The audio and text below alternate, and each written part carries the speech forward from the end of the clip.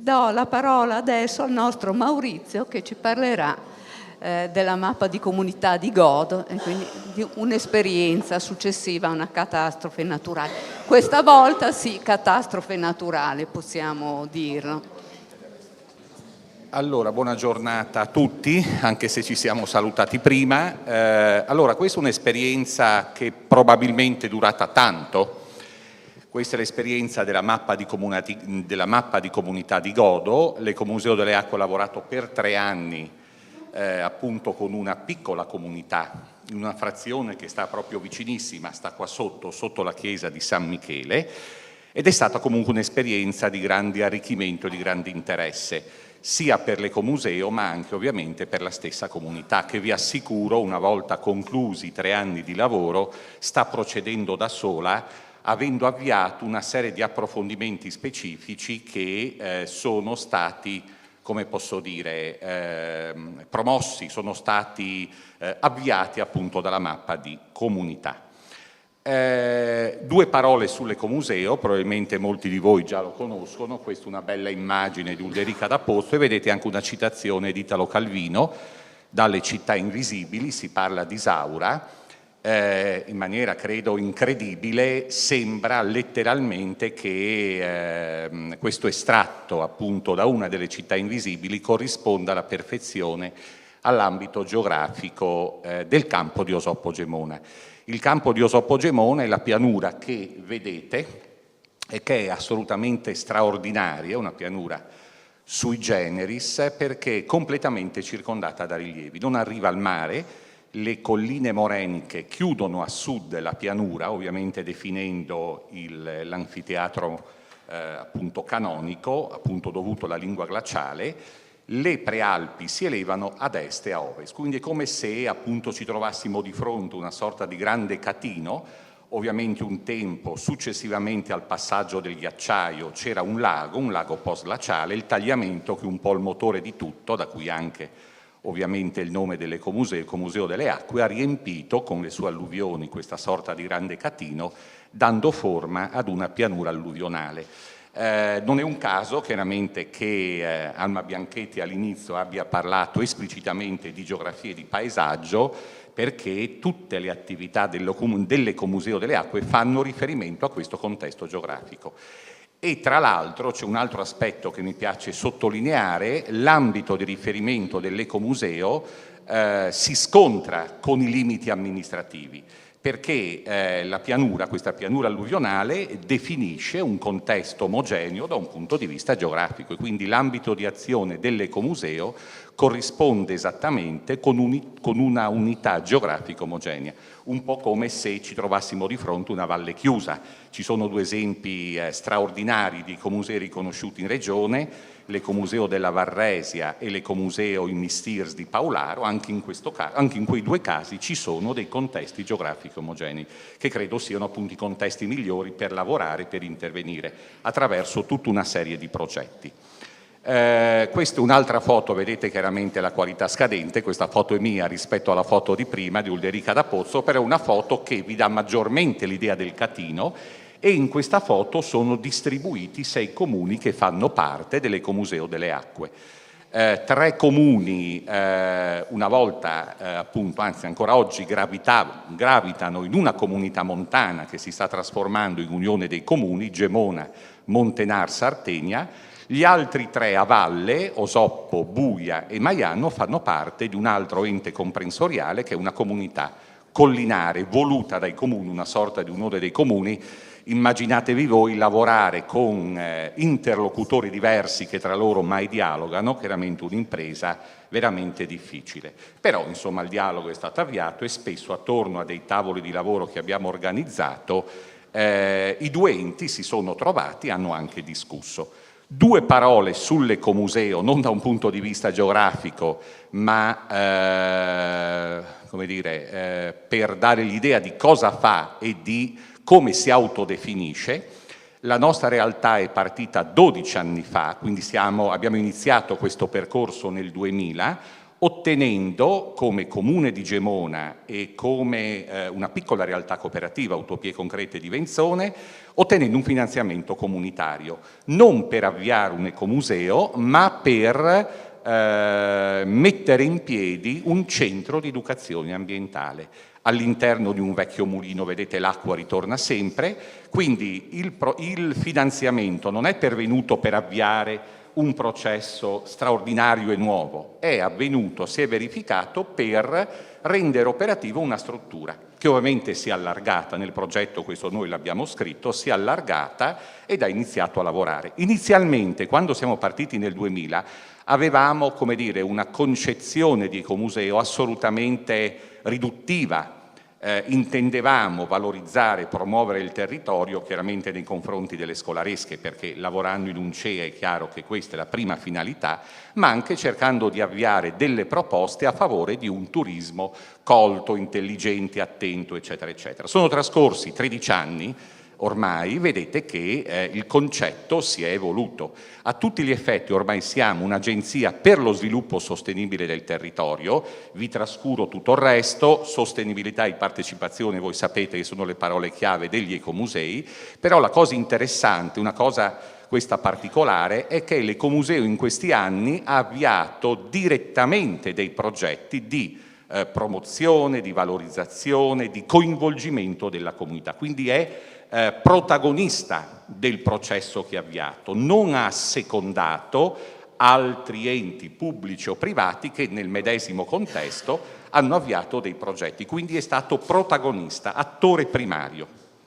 Ovviamente questa è un mosaico rapidissimo, velocissimo di ambienti d'acqua, ovviamente li vedete, paesaggi apparentemente non d'acqua, però nel paesaggio sotto dell'ultima fila notiamo le tracce del ghiacciaio Tilaventino che ha letteralmente esarato buona parte dei colli, dei rilievi che caratterizzano il contesto. Al centro vedete una stranissima realizzazione vegetale, un roccolo, serviva per catturare gli uccelli, anche quello è tuttora uno dei luoghi di discussione, di approfondimento e di valorizzazione da parte dell'ecomuseo. Ci sono persone, ci sono ovviamente salienze di carattere artistico, architettonico di primissimo livello, vedete la facciata del Duomo di Gemone, ci sono anche persone che hanno fatto dei lavori all'interno di questo contesto e che si segnalano per i loro saperi, per le loro conoscenze, per le loro capacità. Ecco, l'ecomuseo in questi anni ha cercato di rendere possibile il trasferimento di queste conoscenze dalle persone che ci hanno lavorato, mugnai, lavandaie, panificatori, a delle nuove generazioni che potrebbero prendere in prestito ed attivarsi a loro volta per dare continuità a questi percorsi. C'è però un momento saliente, un anno spartiacque, che è il 1976, l'anno ovviamente del terremoto.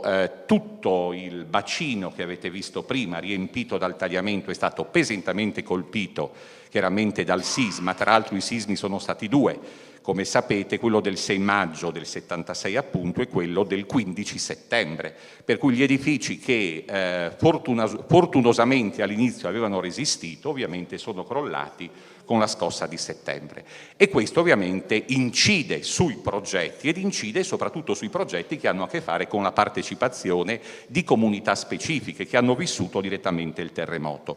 Qualche dato, io ho cercato di riassumere velocemente. I morti furono quasi 1000, i comuni coinvolti della provincia di Udine furono 98, addirittura ho fatto anche una disamina delle aziende industriali colpite, artigianali. Ecco, questo è un quadro chiaramente molto pesante che vi dà l'idea di quella che era la situazione.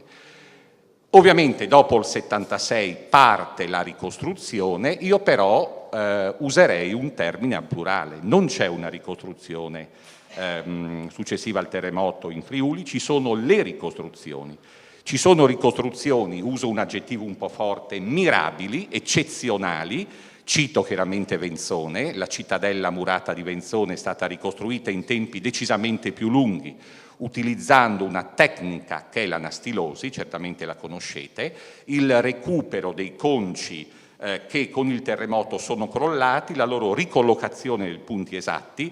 Ovviamente dobbiamo ringraziare Spadolini che nel 66, se non sbaglio, vincolò il centro storico di Venzone e lo fece diventare monumento nazionale. Per cui la comunità di Venzone, l'amministrazione comunale di Venzone disponeva di un bagaglio di immagini, di fotografie scattate dopo il 76 per documentare il centro storico, che sono servite per ricomporre anche da un punto di vista formale, anche da un punto di vista estetico, gli edifici di prima, dov'era com'era, però con grandi capacità e anche con spirito critico, perché ovviamente sono stati necessari gli adattamenti, per cui quando il concio mancava si è data forma un concio analogo, la pietra è la stessa, quindi un processo lungo ma di grande valenza e di grande spessore. Questa invece è l'altra ricostruzione.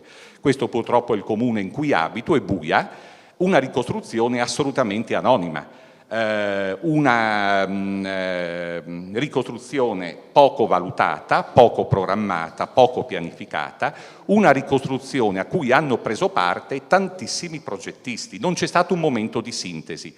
Le amministrazioni non hanno reagito al meglio, ovviamente ci sono state tutta una serie di leggi che hanno delegato agli enti locali la gestione della ricostruzione. Alcuni enti locali, Venzone, anche Gemona, l'hanno fatto al meglio, altri l'hanno fatto in maniera assolutamente discutibile.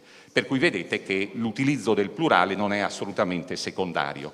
Ci sono altre due immagini che vi danno l'idea di quello che è successo, vado di corsa perché la mappa appunto mi sollecita. Questa è una foto che abbiamo recuperato proprio nell'ambito del percorso della mappa di comunità di Godo, una foto scattata all'inizio degli anni 60.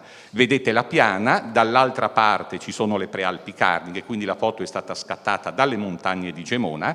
Vedete la distribuzione policentrica degli insediamenti, più centri, collegamenti e una grande distesa chiaramente di terreno agricolo che ovviamente faceva da ampio cuscinetto tra tutti questi insediamenti puntuali.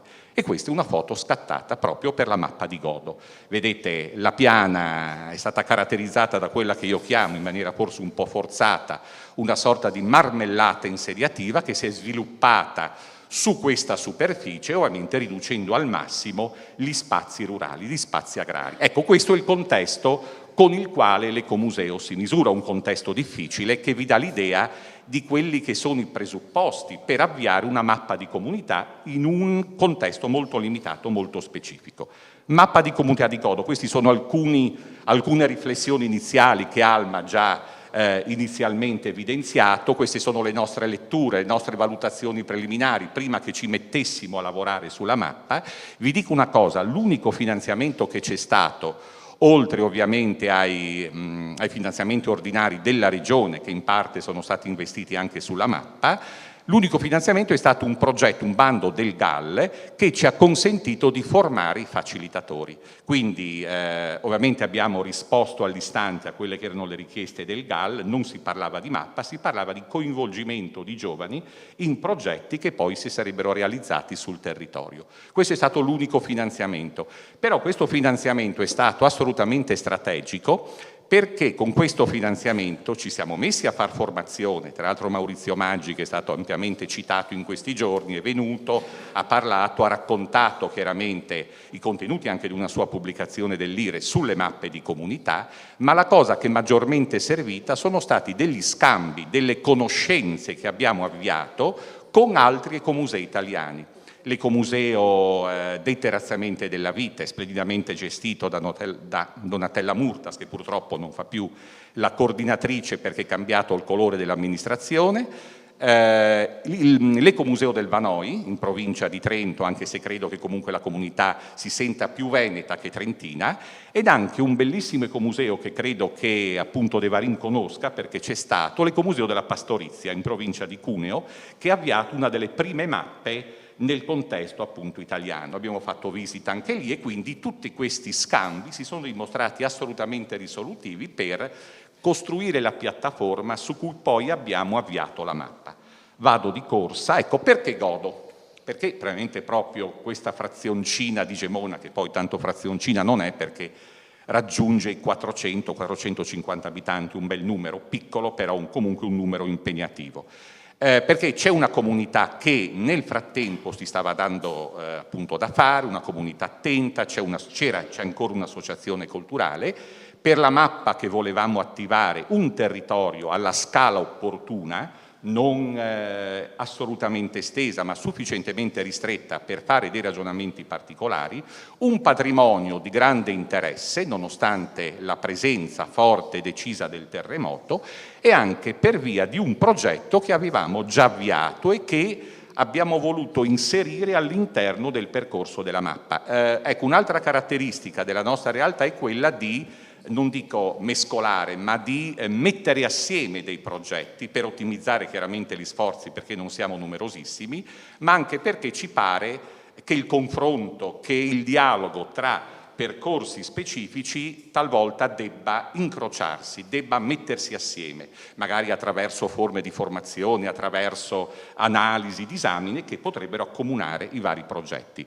Questa è veramente un'altra carrellata, un altro mosaico chiaramente di quella che era ed è appunto la comunità di Godo, ma mi piace mostrarvi la prossima immagine.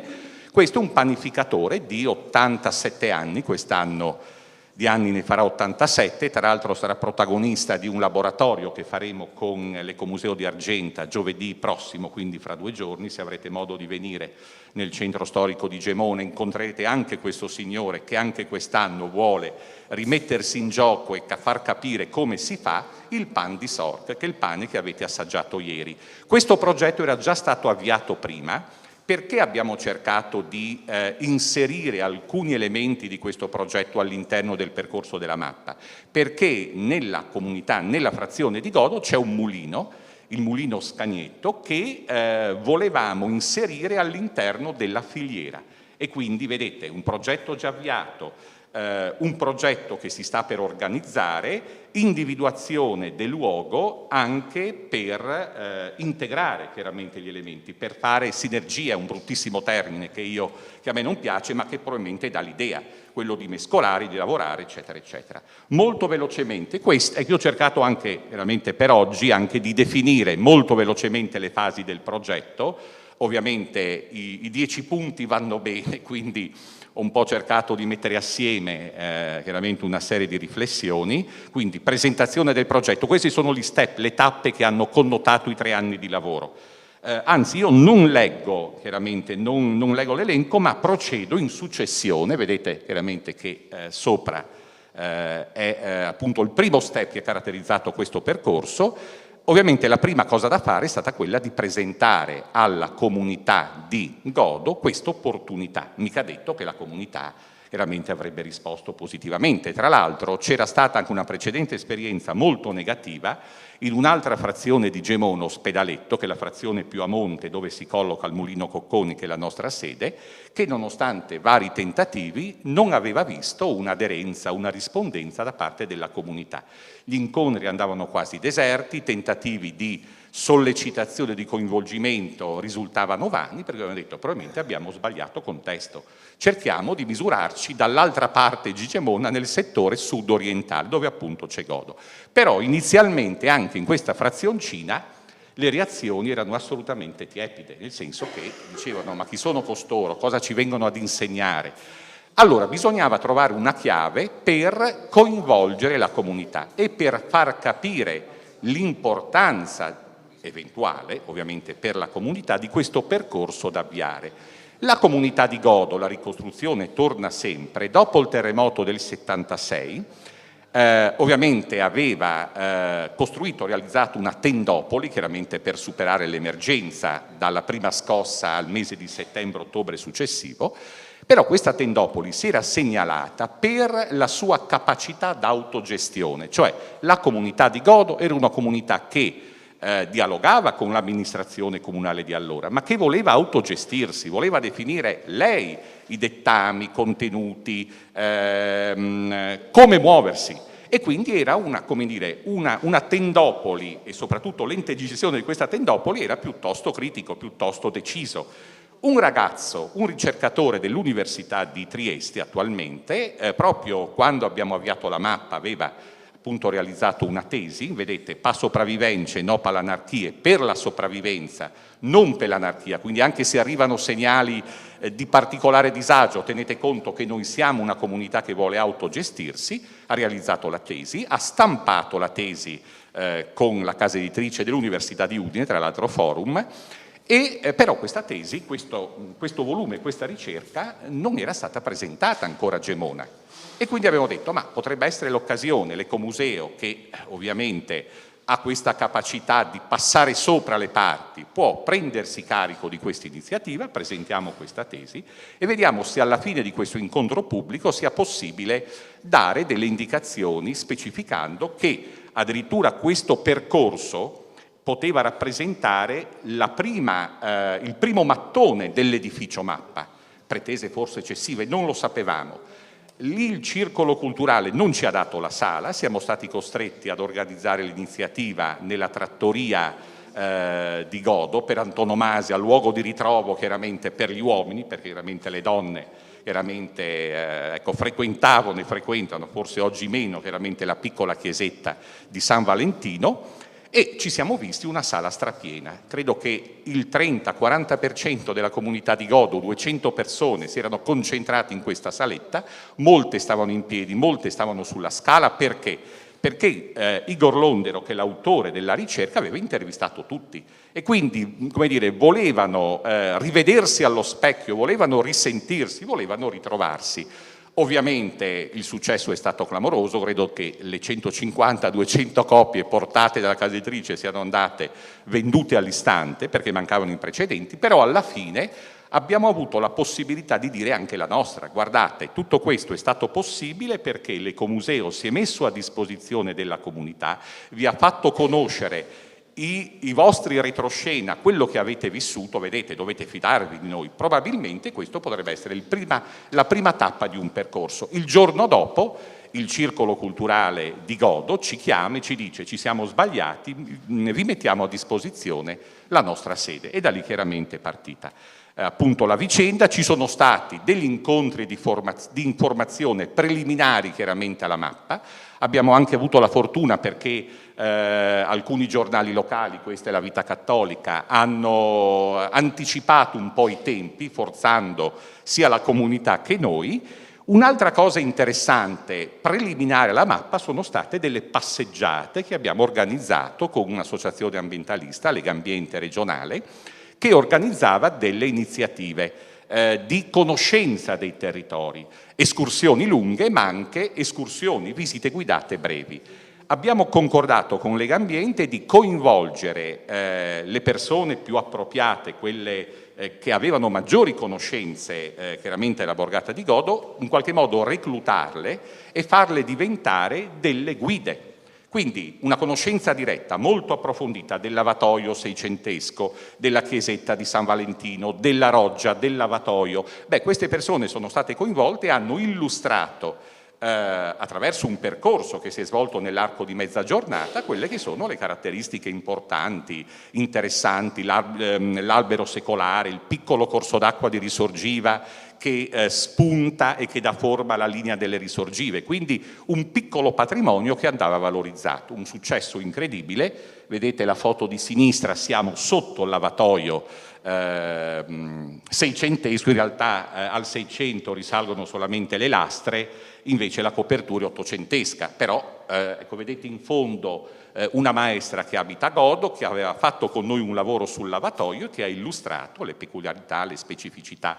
Tra l'altro questa pietra arriva da Sella Sant'Agnese, che è un simbolo di Gemona, per cui un coinvolgimento ampio del territorio. Ovviamente a questo punto si è formato il cosiddetto zoccolo duro, quindi una quindicina, ventina di persone, sia esterne che interne, qua ce ne sono alcune, che hanno iniziato a lavorare, a discutere, a ragionare. La prima cosa che queste persone hanno fatto è stata definire un calendario di appuntamenti, cadenza credo, no Daniela, quindicinale se non sbaglio, quindi ogni 15 giorni l'Ecomuseo con queste persone di Godo ha organizzato degli incontri, però per renderli il più possibile fruibili e diretti, ha dato dei temi. quel giovedì si discuterà della toponomastica di Godo. I 15 giorni successivi, sempre di giovedì, si affronterà l'argomento delle risorgive delle acque, quello successivo l'argomento dei cibi e delle feste. Quindi abbiamo, come posso dire, calendarizzato ovviamente una serie di appuntamenti. Ci sono state delle persone che venivano per quell'argomento, gli altri argomenti non interessavano a queste persone, quindi si è creato anche uno scambio, una valutazione, eccetera, eccetera. Contestualmente sono stati distribuiti dei questionari, credo che all'incirca siano 200, 150, 200 le famiglie, adesso non ricordo, e queste famiglie poi sono state invitate a mettere a disposizione il proprio archivio fotografico. Quindi archivi di famiglia, archivi familiari. C'è stato un problema, spero che Roberta Tucci non mi tiri le orecchie, perché ovviamente non potevamo certo utilizzare la scheda ministeriale difficilissima da compilare, lunghissima, per cui abbiamo fatto un lavoro di sintesi cercando di individuare i campi, le voci salienti, in modo tale che ogni foto, ce ne sono centinaia e centinaia, potesse essere in qualche modo catalogata. Quindi vedete lo spazio per la foto, di chi è, appunto, che è il proprietario della foto, quando la foto è stata scattata, chi sono le persone inserite all'interno della foto, per cui abbiamo, come dire, avviato un percorso di inventariazione coinvolgendo appieno la comunità, che è stato assolutamente decisivo. Ovviamente compariva la vecchia corte, compariva l'edificio, compariva il corso d'acqua, compariva il lavatoio, comparivano tantissime famiglie. Un secondo problema, e questo vi spiega anche perché i tempi si sono allungati, è che la comunità di Godo ha una festa, ovviamente la festa di San Valentino, quindi febbraio, e noi per forza di cose ogni febbraio dovevamo rendicontare la comunità tutta che non partecipava alle iniziative come si stava sviluppando il lavoro. Il problema era come coinvolgerla, perché presentazione di diapositive, cose di questo genere ovviamente vanno oltre ogni capacità di sopportazione, per cui cosa abbiamo fatto? Molte foto, per gruppi di famiglie in interno ed esterno, non eravamo riusciti ad individuare tutte le persone, 4, 5 sì. Ovviamente cosa abbiamo fatto? Abbiamo cerchiato le persone che non eravamo riusciti ad individuare, non eravamo riusciti ad avere un nome, e ovviamente con il coinvolgimento degli altri abitanti di Godo abbiamo cercato di ricostruire il tassello, di completare l'elenco. Guardate che il primo incontro, che noi veramente credevamo andasse deserto, comunque con scarsa partecipazione, ha visto la sala, questa volta non della trattoria ma dal centro civico, pienissima. Abbiamo finito credo all'1:30, 2 di notte, perché su ogni diapositiva ce n'erano una trentina.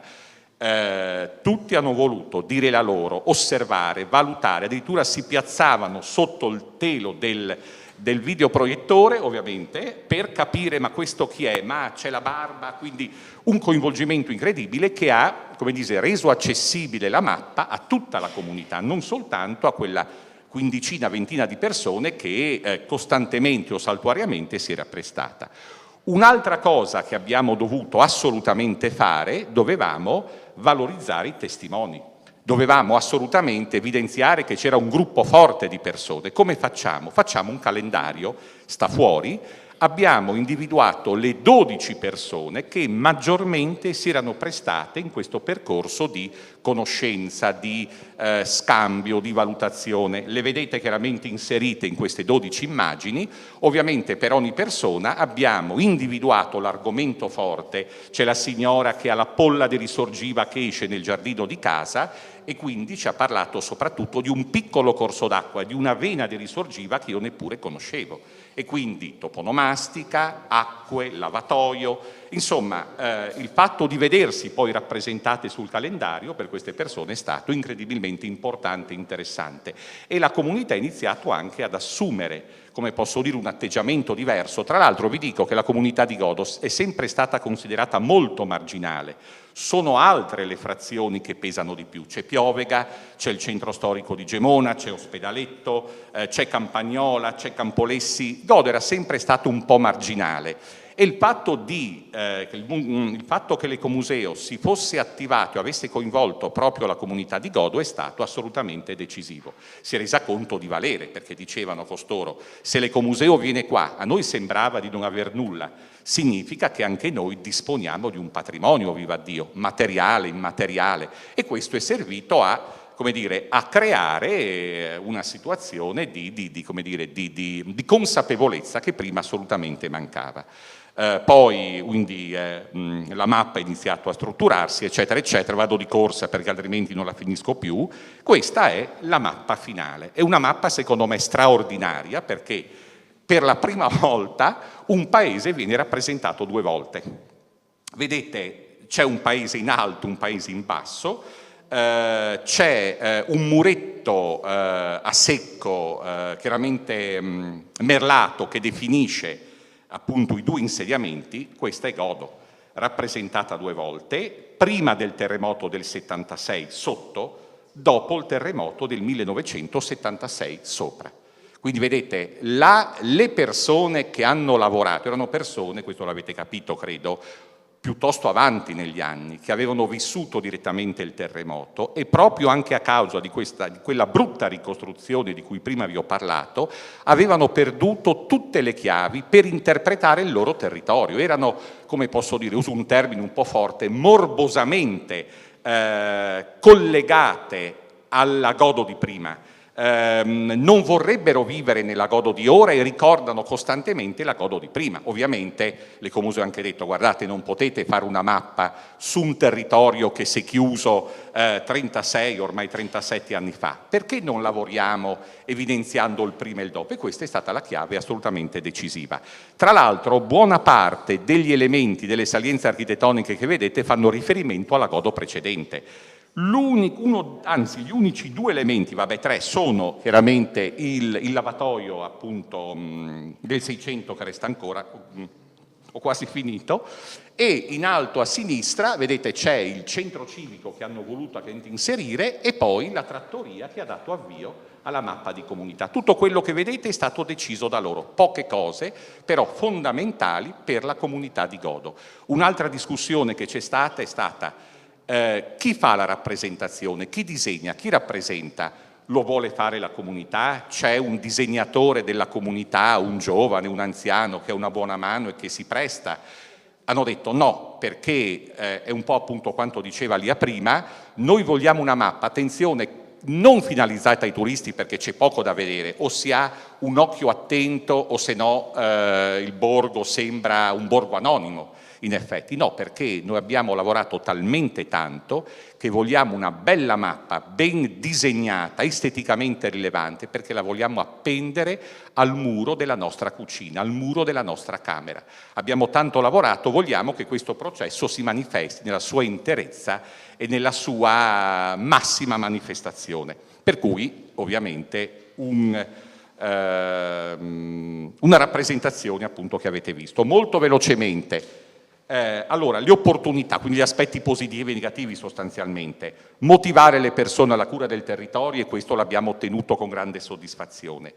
Far crescere l'autostima, mamma mia, anch'io abitante di Godo posso misurarmi con gli abitanti di Piovega, perché tanto la mappa è mia, non l'hanno fatta nella vostra frazione. Possibilità di ridare un ruolo alla fascia di persone più avanti negli anni, sono state coinvolte ovviamente anche delle persone che non potevano raggiungersi, sono state intervistate, ci hanno raccontato tante cose, ovviamente sempre con il facilitatore e con 1 o 2 rappresentanti della comunità che ci hanno passato la mano, ci hanno detto: andate lì, vi accompagniamo noi. Abbiamo un archivio sterminato che a questo punto dovremmo gestire e dovremmo rendere fruibile.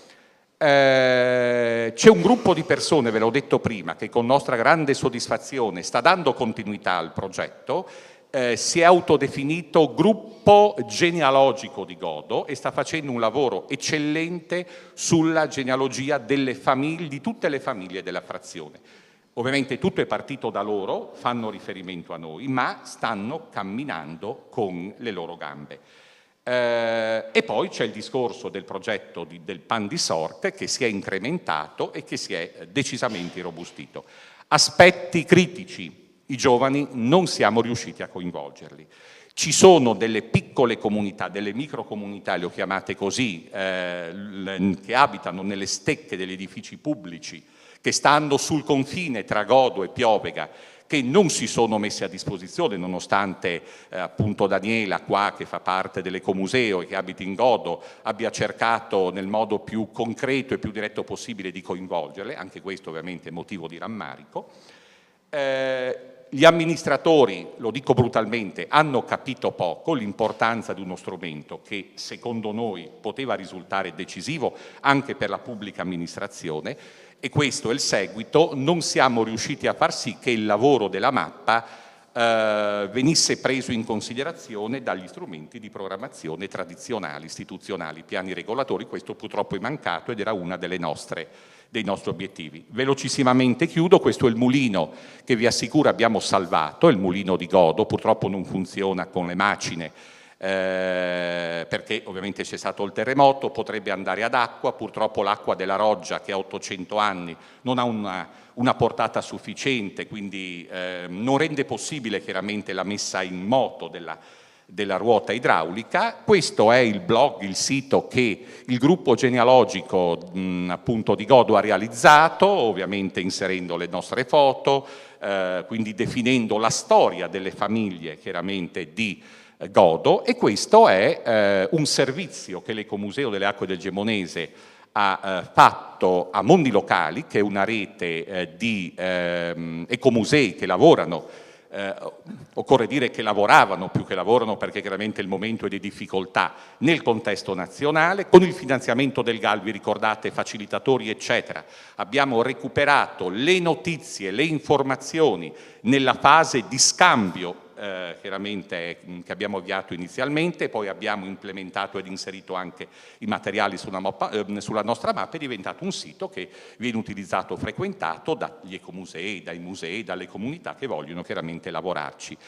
Un progetto che abbiamo attivato grazie alla comunità di Godo, alla mappa di comunità, è un tentativo di mappa di comunità che stiamo costruendo lungo un'asta fluviale, non è quella del tagliamento, è quella del corso d'acqua di Risorgiva, che viene alimentato dalla falda freatica che scorre nel materasso alluvionale. Vi ho detto all'inizio, ci sono le colline moreniche che chiudono a sud la pianura.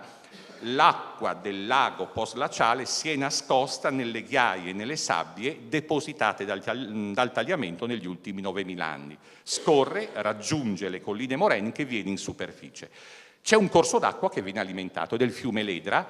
Godo, la comunità di Godo, il borgo di Godo sta all'inizio dell'asta fluviale e quindi abbiamo già iniziato a lavorare sul primo tratto dell'asta. L'obiettivo è quello di continuare questo percorso inizialmente attraverso un processo di inventariazione, perché non sarebbe possibile muoversi altrimenti, per completare tutto il tratto dell'asta, che credo sia lungo 15-16 km, individuando lungo il percorso altre comunità rivierasche, un po' come quella di Godo, e questo potrebbe consentirci anche di fare tutta una serie di riflessioni sulla lavatura dei panni, sulla pesca, eccetera, eccetera. Io chiudo qua, ho cercato di stringere, non ce l'ho fatta, scusatemi, ovviamente resto a disposizione per ogni altra esigenza, grazie.